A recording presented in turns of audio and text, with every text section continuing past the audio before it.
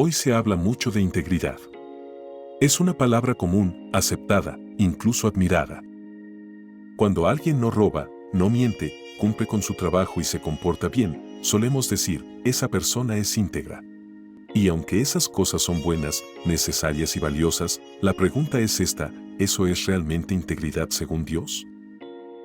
Porque muchas veces, sin darnos cuenta, los cristianos usamos la misma definición del mundo para explicar un concepto que en la Biblia es profundamente espiritual.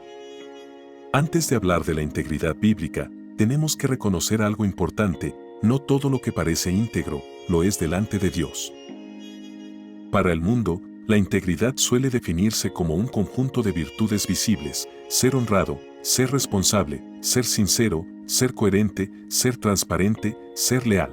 Y no hay duda, muchas de estas virtudes son buenas. De hecho, varias de ellas forman parte del carácter que Dios quiere producir en nosotros. El problema no está en las virtudes.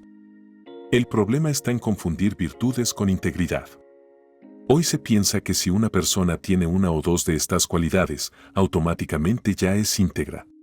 Pero aquí es donde la fuente está mal colocada, porque esa definición nace del esfuerzo humano, de la ética personal, de la cultura, no de una vida rendida a Dios ni guiada por el Espíritu Santo. Una persona puede ser coherente y estar completamente equivocada. Puede ser responsable y vivir en pecado. Puede ser honrada y no tener ninguna relación con Dios. Eso no es integridad bíblica. Eso es conducta. En la Biblia, la palabra integridad no nace como un concepto moral, sino espiritual.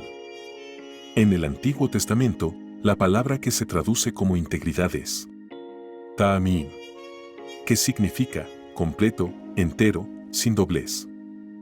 No habla solo de comportamiento externo, habla de una vida alineada con Dios. Cuando Dios le dice a Abraham, camina delante de mí y sé perfecto, no le está hablando de imagen pública ni de reputación moral. Le está hablando de comunión, de una vida entera delante de Él. Con el paso del tiempo, la palabra tamim fue cambiando de sentido. Llegó al latín como integritas y luego a nuestras lenguas modernas como integridad. Y justo aquí perdió su centro espiritual. Hoy, para el mundo, integridad es portarse bien. Para Dios, integridad es vivir delante de Él sin reservas. Entonces, la buena conducta será el resultado de esa relación con Dios. Aquí surge una confusión muy común, incluso dentro de la iglesia. Hay personas que no conocen a Cristo y aún así muestran buena conducta. Eso puede deberse a muchas razones: educación familiar, cultura, deseo de aceptación, miedo a las consecuencias, orgullo moral, convicciones filosóficas.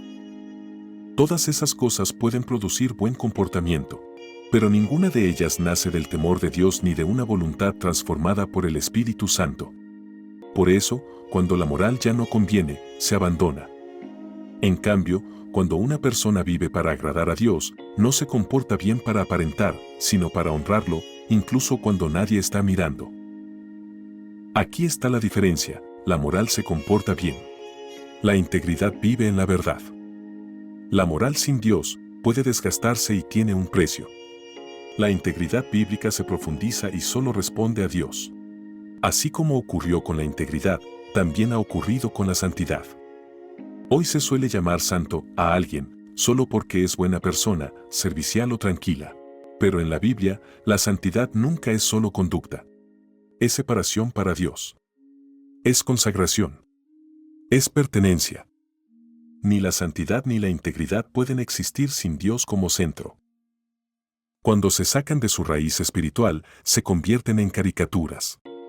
Parecen reales, pero están vacías.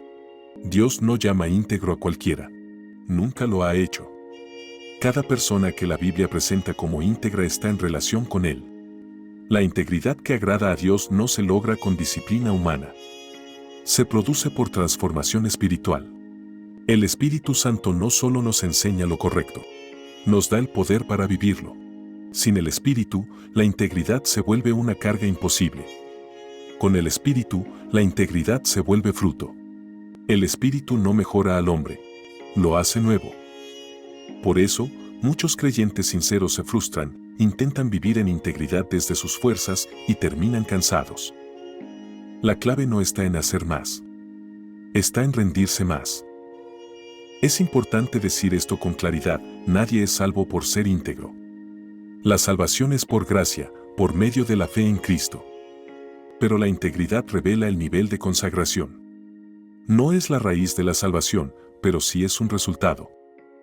Así como un termómetro no produce fiebre, pero la muestra, la integridad no produce salvación, pero la evidencia. Si la fe no produce una vida transformada, hay que examinarla. La gracia que salva, también transforma. La pregunta final no es si parecemos íntegros ante los demás. La pregunta es: ¿estoy viviendo una integridad nacida de Dios o solo una versión moral aceptable? ¿Estoy caminando delante de Dios o solo comportándome bien cuando conviene? Porque la integridad no se predica con palabras. Se confirma con una vida rendida. Y solo esa integridad es la que Dios reconoce.